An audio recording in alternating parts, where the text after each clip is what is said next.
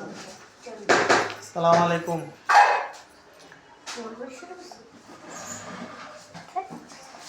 একটা জিনিস রং করতেছি, জিনিসটা খুব সুন্দর। জিনিসটা রান্নাঘরেই থাকে।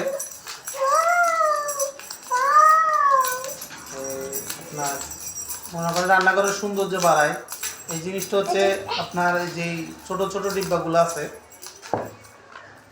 এই ডিব্বাগুলো সবগুলো সাদা রং করে ফেলবে। ঠিক আছে, এটা খুব সুন্দর একটা জিনিস এবং কি সাদা রংটা সবারই পছন্দ। তো যার যেভাবে রুচি আসে আর কি, আমাদের তো পছন্দ সাদা জিনিস।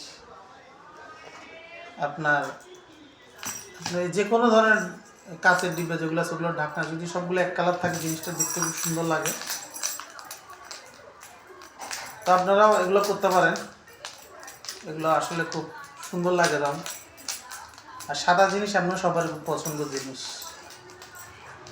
ঠিক আছে, তো যে কোনো ধরনের, আবার বিশেষ করে কাঁচের জিনিসটা, কাঁচের যে ডাব্বাগুলো, এই জিনিসগুলো সবচেয়ে বেশি সুন্দর লাগে। তো সাদাটাই সবচেয়ে সুন্দর লাগে।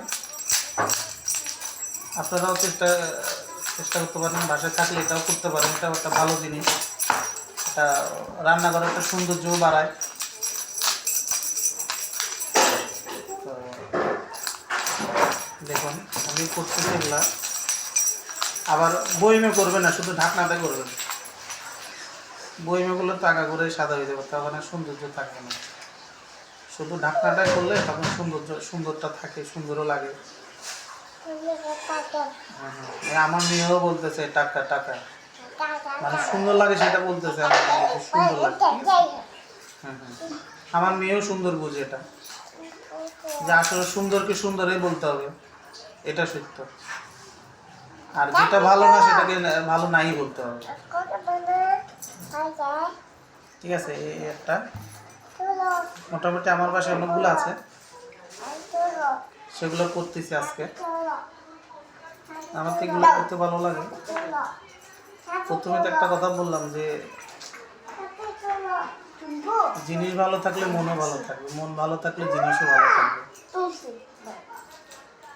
তো এভাবে করতে পারেন, আশা করি কাজে দিবে। ঠিক আছে, তো ভালো থাকেন সবাই।